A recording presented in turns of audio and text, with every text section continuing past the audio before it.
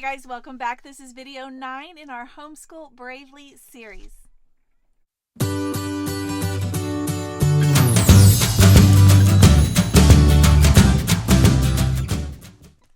Alright guys, welcome back. I'm Laura Wilkie with Down Home with Lemon Pie, and I am so excited that you guys are joining me and that we're going through this book right here together, Homeschool Bravely by Jamie Erickson.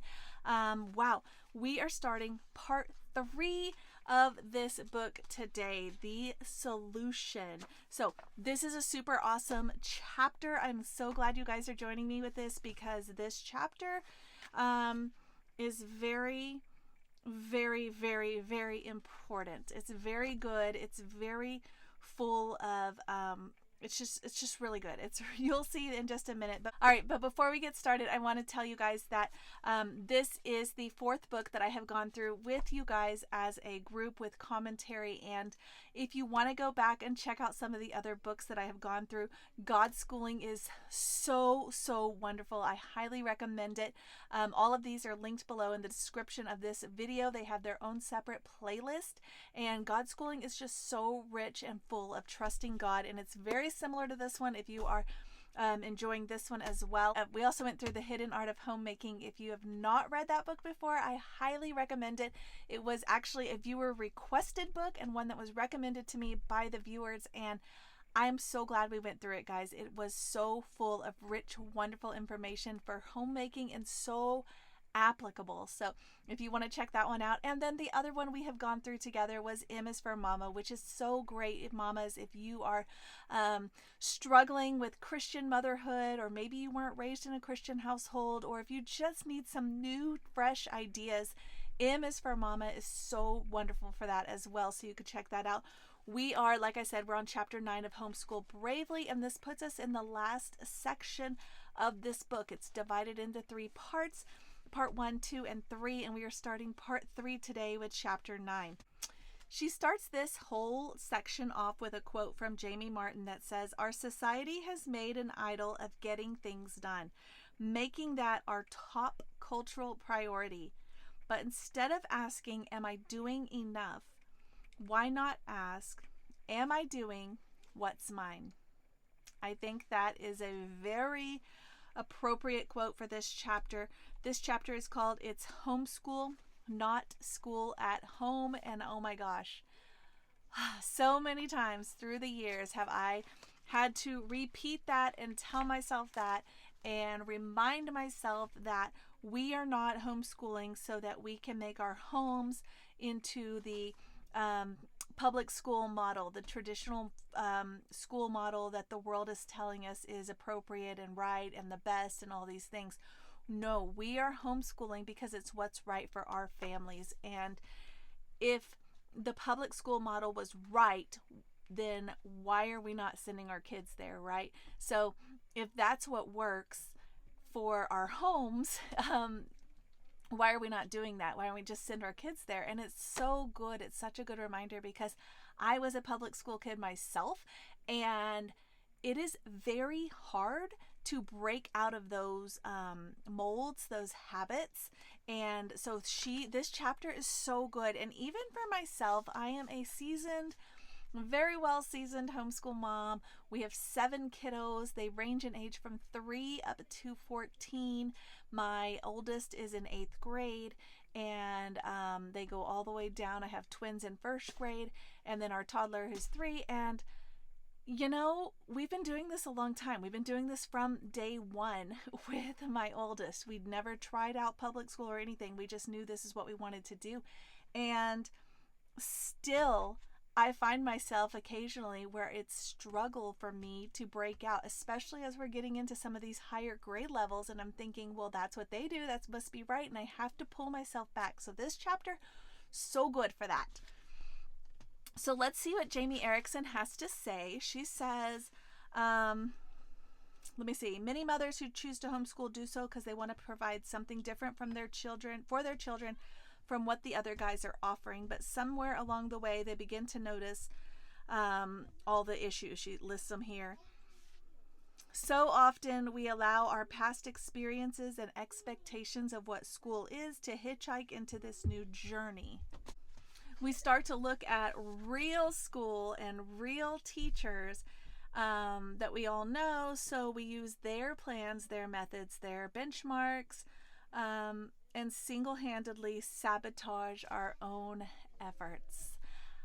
I feel like as a Christian, as a follower of Christ, when I read that, I think, man, that is exactly what Satan wants us to do. And here we are just willingly doing it. We foolishly use the map of the traditional way, but expect to end up at a better destination. Absolutely. Homeschooling was never intended to be school at home. I see so many moms trying to recreate school at their house, and we even did it for a short time too, and I had to check myself and say, whoa, wait a minute. Yeah, it doesn't need to be that way. And I see so many moms try to recreate school at home like the traditional model of public schools and fail at it because it's not meant to be that way, and then stop homeschooling because they think they have failed. And it's so frustrating. It's even frustrating for me because I'm trying to help moms and I see them fail because they're putting too much pressure on themselves, and it doesn't need to be that. The traditional model with all of its formulas and figures is burdensome. We need to remember that. So many of the practices are necessary and good over there, but only because of the specific challenges of teaching a classroom full of children at the same time. Those same practices at home constrict your family. Absolutely. They will ruin your homeschool. Setting up your entire house or even one room to look like a classroom will put you on the fast track of feelings of failure. I have done this. I have seen moms I know do this. Moms I went to school with who now homeschool do this, and they have failed. And I have seen this happen time and time again. And yet still, for some reason, we look to them and we think they must be getting it right. And I know they're not. And I know they're struggling. Sitting at a desk will not make your child an academic any more than standing in the kitchen will make him the next winning contestant of Top Chef. Isn't that a great analogy? I mean, really. Recently, we went to some friend's house that we had not been to their home before, and we went to their home, and we needed to go to the bathroom, and on the way, we passed their school area. They homeschool, and their school area was set up like a traditional classroom at a public school.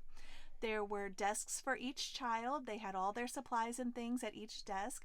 There was a large chalkboard at the front. All the desks were pushed, facing the chalkboard. At the front, in front of the chalkboard, was a teacher desk with where I'm assuming mom would sit. There were things it looked like a schoolroom.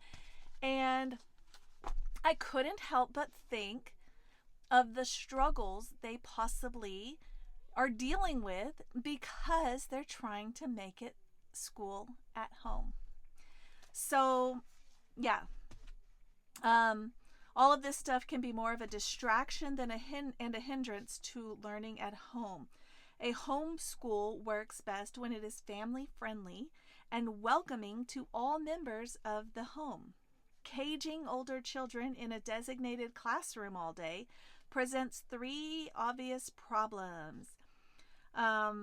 She says if you have little ones, you have to decide what to do with the little ones at the same time that you're trying to school if the school space is not set up for them. Second, I'm just kind of summarizing these. This is why I highly recommend you grab this book because I can't go through this word for word. She says, second, a home classroom can easily make you feel like an overworked piece of taffy with the jobs of playing wife, mother, and teacher being separated into different zones. Yes. 100%. By spreading school all around and allowing your children to learn wherever you happen to be, you can lead the homeschool day but not be chained to it. Like she says, preparing lunch while listening to your children read, something like that.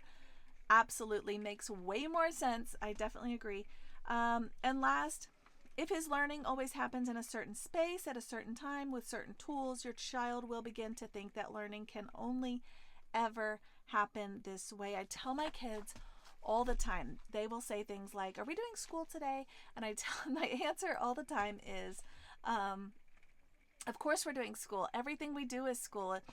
Whether or not we're doing an actual lesson, but everything we do is school. And they always tell me, oh, you always say that, but it's true. And everything we do is learning. Everything we do is, even if we're not doing sitting down with our books or together with a formal lesson, we're still learning. And so I always emphasize that with the kids, because I want them to remember that it doesn't have to look a certain way. She says, kids who are allowed to sit at the dining table, lounge on the couch, lie in a hammock in the yard, or even sprawl on a blanket at the park will see that learning can happen anywhere at any time and in different ways. The world can be a classroom, 100%. Let's see. She said you can spread out where you keep your school supplies. She gives you some great creative ideas, talking about bookshelves and even in your kids' room. The dining room china hutch as a school cabinet. We had that at one of our houses once. A kitchen cupboard for art supplies. We had that once. One time we even set up a very traditional, actually a couple times, school room. And then I found that it just worked better at the kitchen table and the couch. So we used the schoolroom as just our storage, like where we would go to keep all of the learning activities and supplies. And that worked for us as well. She says, don't take the home out of homeschooling by forcing a classroom into it. I 100% agree. She says, She gives another quote from Dr. Raymond Moore. What is the evidence that traditionally schooled children actually do get along better? She's going on a little side thing here about socialization. And she says after they have analyzed over 8,000 early childhood studies, he found that the overstimulation, the noise that happens when you jam a large number of kids together, often makes children anxious and creates a poor learning environment that can create behavioral problems. It was his opinion that kids are better socialized at home by parents, not at school with other children. I have discussed this so many times. I'm excited she's addressing it here because I have done several videos. I will link them below. And I fell for that lie as well that Satan tells us about socialization. And when you break it down and you thoroughly think about it, you realize what a lie it is. If you want to look into that video, check it below in the description. She says, by its very definition, socialization is the ability to behave correctly in lots of different social settings and to interact with lots of different groups of people. How are children doing that if they're in a group of kids all day long, every single day, that are only their age? Also, do we really want a bunch of kids that are the same age as your kid to be their role models? Probably not. So it's interesting that we fall for that. It's interesting that we so easily believe that when we really just break it down real simply, it doesn't make any sense. A school is not an accurate cross-section of society. Forced association is not socialization. Real-life relationships are diverse. Lots of different kinds of people from all different ages and stages of life. Absolutely. And that's what you get when you're homeschooling. You go to different activities, different events, and your kids are interacting with all different ages. Other homeschoolers who have little kids, your big kids are interacting with their little kids, or your little kids are interacting with their big kids. It's all over the place. She says, some would argue that homeschooled kids are weird or socially awkward. I'm going to say that we have only been told that early on before we started homeschooling, and only by people who don't homeschool, who send their kids to public school, almost like it was their ammunition towards us or something. They would say, oh, but homeschool kids are weird.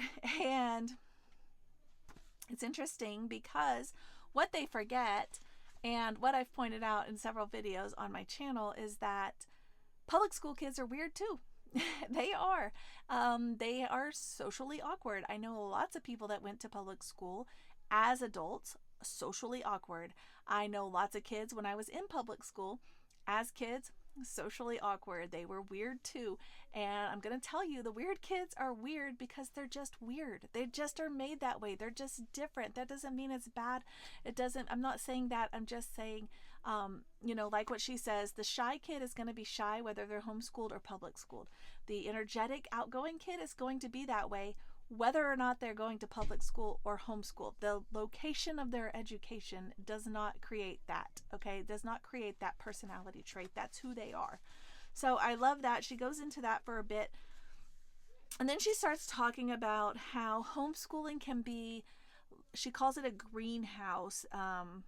More presently, they might call it like I don't even want to say it like this, but that's kind of what I mean, but like a safe space. I don't want to think on that term, but it's a good space where they can learn and grow without being influenced or having other issues coming in on them. And it says their wardrobe choices never have to be influenced by popular kids. They can ask questions and discuss topics in an anxiety-free environment without the fear of violence, teasing, and bullying. They can develop self-confidence and independence without ever having to learn under the weight of peer pressure. I remember so many of these affecting me when I was in public school. I remember struggling to read out loud and even skipping ahead, like if I knew the teacher was going through the line of the kids, to read out loud one paragraph. And I remember counting ahead to find my paragraph and then silently reading it a couple times so that I could make sure I could pronounce all the words to myself when it came my turn. In the end, therefore, I was only learning that paragraph because I was ignoring and not paying attention to anything else. And then after it was my turn was passed, then it was like this, oh, I made it, okay. And then I still wasn't paying attention. So I know so many people can relate to that. And also, just teasing. I was teased for so many things growing up. I was too tall. I was too skinny. I was too this. I was too that. And, you don't have to have that. And I had really bad skin. I was teased for that. I was just teased a lot. And that stays with you. And it's something that I'm thankful my kids are not having to deal with because they're at home. And when they have an embarrassing pimple or something come up, it's not shown out to the world. Nobody's broadcasting it to the whole school, that kind of stuff. So it's just actually really good. It's really good. She says, other kids will not help your child grow up to be self-assured adults, comfortable in their own social skin. Only adults can do that. Yes. And we're having a lot of conversations right now with that and my oldest, and how she'll say things to me like, but I'm not as confident as you yet because I'm still young. And I'm like, I get it. I totally get it. But you'll get there, and you can see that where you are now is not where you're going to stay. And so it's good for her to realize that. Here's a good one too. I really love that she pointed this out because I have never considered this one before. Since when did socializing become the goal of school anyway? I thought school was for education. And then she says, I got into trouble in public school for socializing with my friends during class time. That is the thing I got in trouble for the most. I'm sure it's no surprise to you guys. I got in trouble all the time for talking. That's why we're talking on here. But isn't it funny that that's what they always bring up? That they're not going to be socialized if they're not in public school. But then that's the thing I got in trouble for the most, was doing that exact thing. It's just interesting that we don't think about it. Okay, if homeschool kids don't fit in with that kind of society, so she has just listed a whole bunch of things that go on at schools, typically. Bullying, drug use, underage drinking, weapons, suicides, and it goes on and on. If homeschool kids don't fit in with that kind of society, that's kind of the point, right? And I'm going to add here, Jesus told us that. He said, they don't like me, they're not going to like you. That's how it is. And that is how it is. That's kind of a good indicator, if you're going against the grain. In building a foundation of sibling togetherness, I'm nurturing friendships that will last for a lifetime. 100%. I tell my kids this all the time. They love hard, they play hard, they also fight hard. Feelings get hurt, conflict ensues, arguments erupt, and since my kids are not pulled away from each other, for several hours a day, they can't ignore the real struggles that happen in relationships. They must face them head on, make up, and experience biblical restoration. It's so good. I tell my kids this all the time. These are the people that are going to be with you your whole life. These are the people that you're going to be able to rely on. These are the people that you're going to be going and doing vacations with, holidays with, you're going to be spending Christmas with. These are the people that will always be there for you, not the little friends that you happen to know this year or next year or whatever.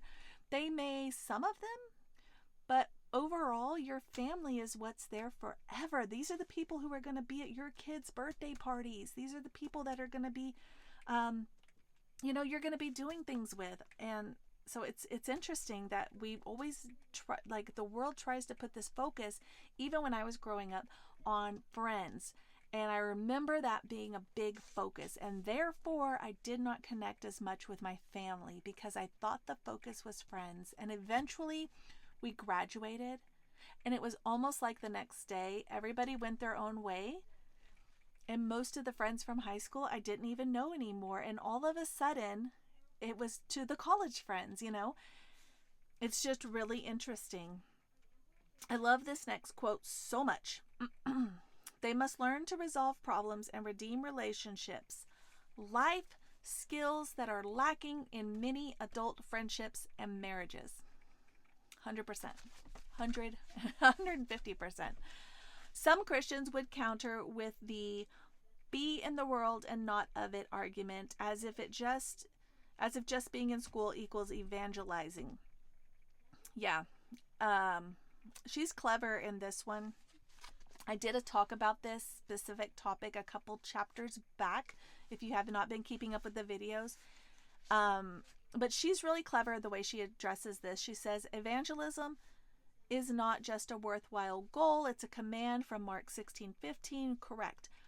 But, something nobody ever considers, again, but if we're looking to the classroom to be the simple solution for spreading the gospel, why are we not sending our children to, say, a Muslim school or a Buddhist school? That would be an even better ministry field than a free public school that might already have some Christian witnesses present. I like this. I like it. It's very good to consider because I do know Christian moms who tell me this exact thing. Well, there has to be someone who has to go to the schools and be the light. Okay. Why don't you go where there's a lot of people that aren't Christians? So, the next thing she says, which I've also addressed, talking about, actually our kids aren't spiritually mature enough to be thrown into the deep end of these. They're not ready for that. We need to ground them in truth. I talk about this all just a couple videos ago, but yeah, it's very good. It's very good. Our kids are not ready for that. We need to get them ready and then send them out to the world. My homeschool children are still very much in the world, finding opportunities to discuss truth and philosophy, not just with one another or in our homeschool co-op. And she lists a bunch of places where they're able to do that. Family gatherings, friendship neighbors, little mission trip things, homeless shelters, all kinds of places where they're still able to reach people and serve without all day, every day, their education is cycled around that. Okay, the next thing she's going into is test grades and other unnecessaries. So here she's talking about weekly book reports. She says she's basically saying that she loved to read, and then her teacher would give her a book report to do, and it killed her love of reading. This is precisely why I do not do this in our homeschool. I know other homeschool moms who do that, who do have their kids read books and then write reports on them. I know from my personal experience, it killed my love of reading, and not just for like a second, for years and years. I know it's the reason my husband rarely reads books these days, and it is hard to get that back once it's been crushed, and it so often is crushed because of this kind of thing. She says reading becomes work, so nobody wants to do it anymore. Yep. We do Charlotte Mason homeschooling. Charlotte Mason homeschooling has something called narration. So if you're wondering if your child is understanding the books, if they are comprehending, if they are getting out of it, what you're hoping for them to get out of it, in Charlotte Mason homeschooling, we do narrations, we do conversations, we talk about the book. My oldest reads so many books, and so I ask her about them. What did she think? And I also have given her the authority over her own education. And I have given her the authority to say, you know what, this book it's not working for me and I don't want to continue reading it. Every year I give her a list of books I want her to read, and I tell her these are for fun, or these are whatever, these are related to our history. And then I'll tell her if there's some on there that I'm like, these are ones that in society, people who've read these are considered very intelligent.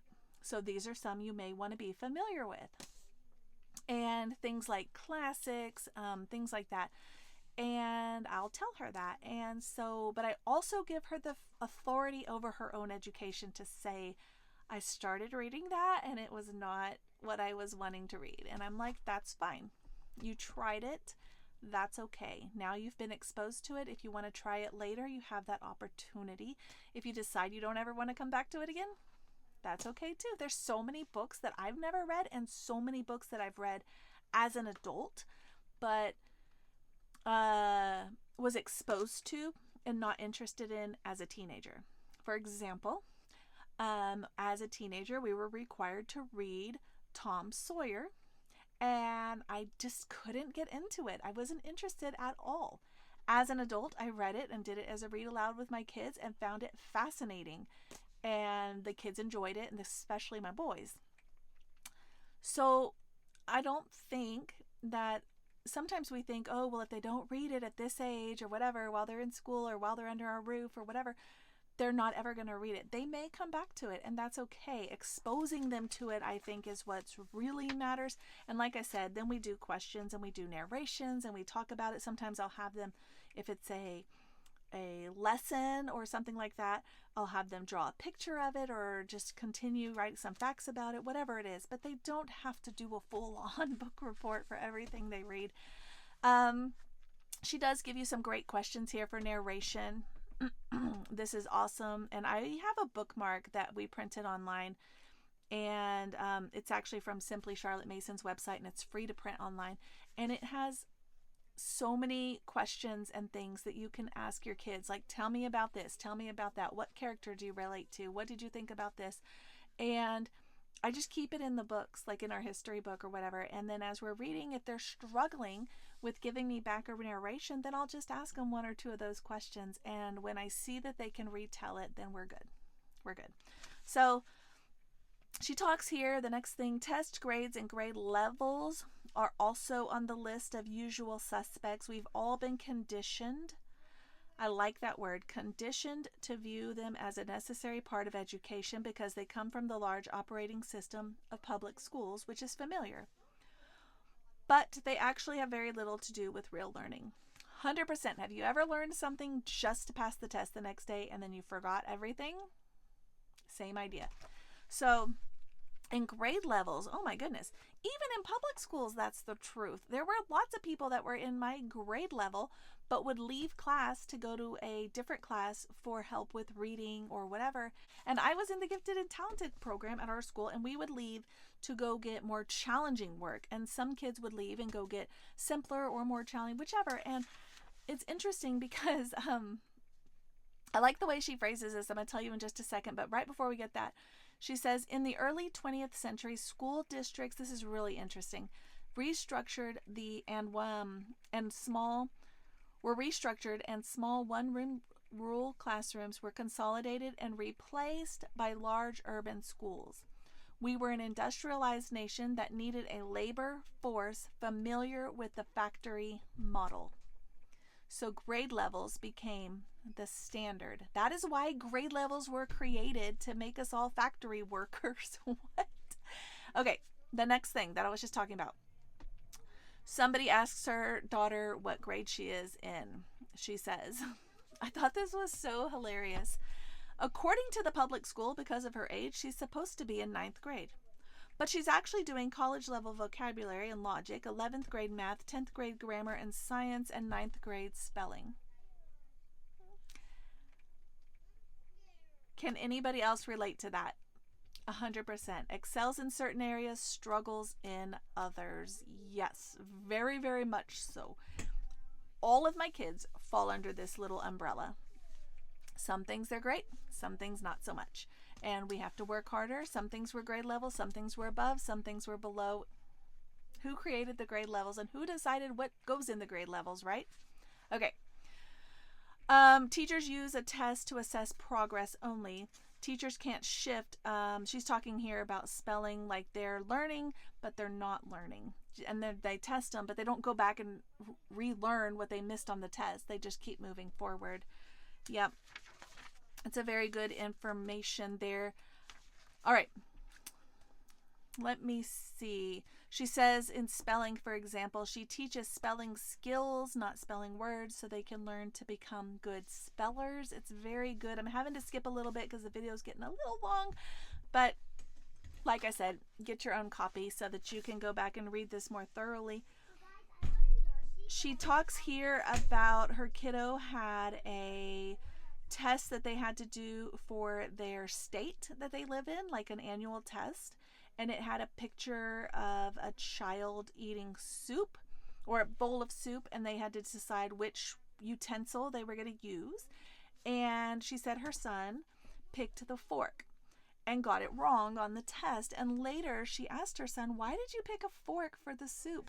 And he told her that he remembered them having Japanese noodle soup, and the picture looked like the Japanese noodle soup with the super long noodles, and that makes more sense to be able to eat it with a fork because the noodles are so long and will just slide off the spoon. I mean, it makes a lot of sense. And when we try to take a test and just like mold it to a certain shape, it's never going to fit. It's never going to fit.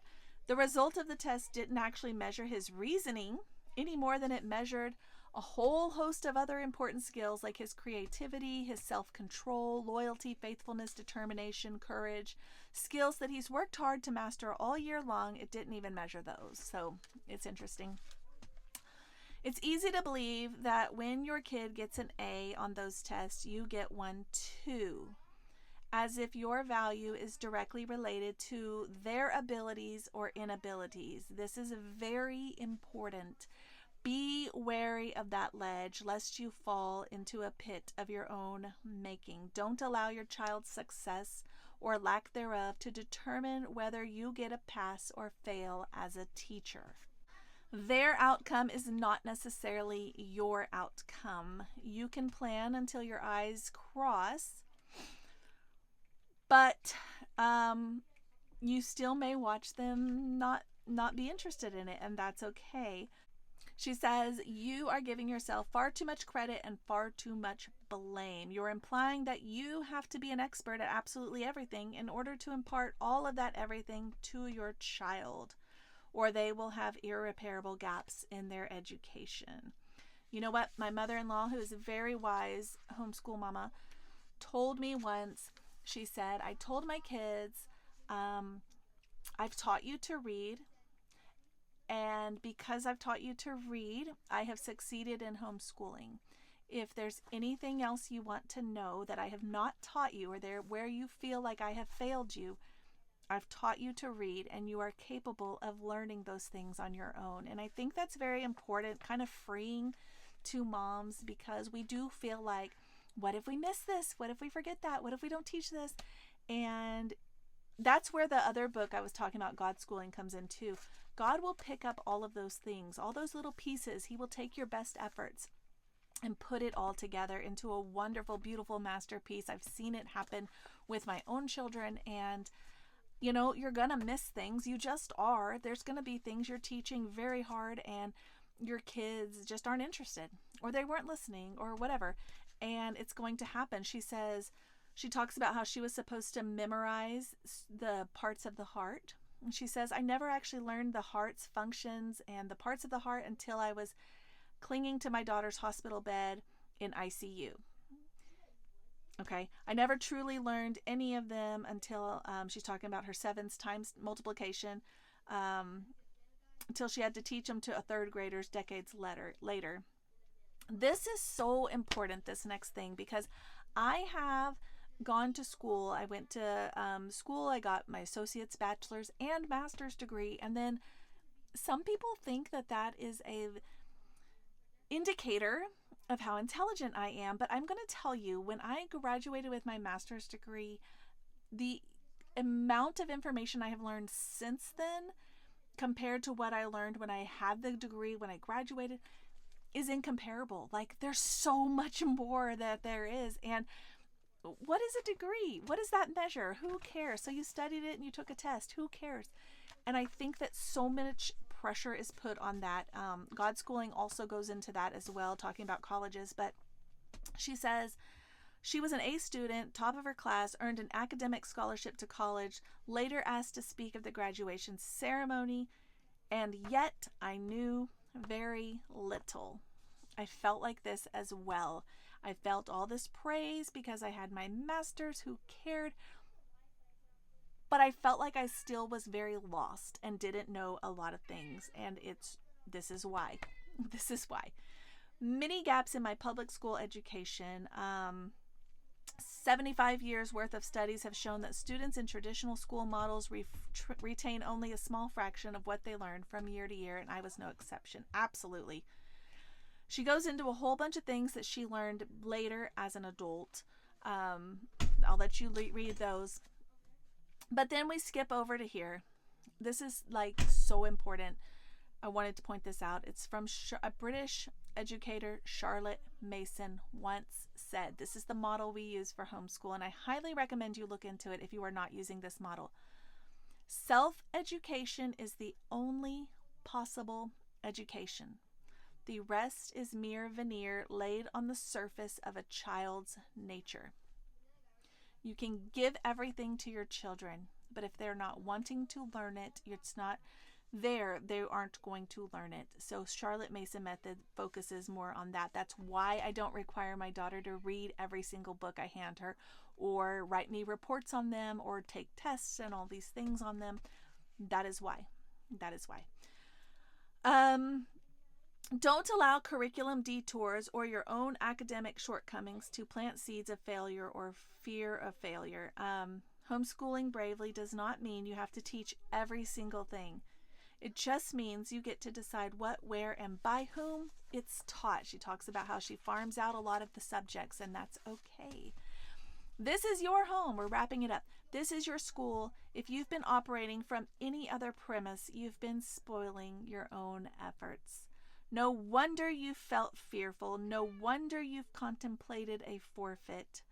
Homeschooling pioneer John Holt famously wrote, I underlined this so many times, what is more important and valuable about the home as a base for children's growth into the world is not that it is a better school than the schools, but that it isn't a school at all. So good. You do not have to follow the agenda. You do not have to follow what the traditional model tells you. It is your home. Make it your home.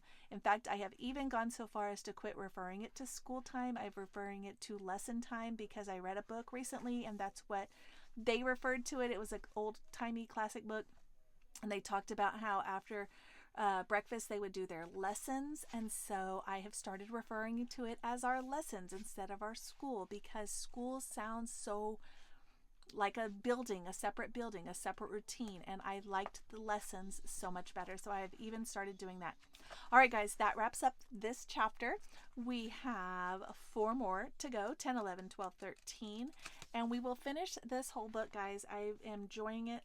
Thanks for joining me for this chapter, and I will catch you guys next time.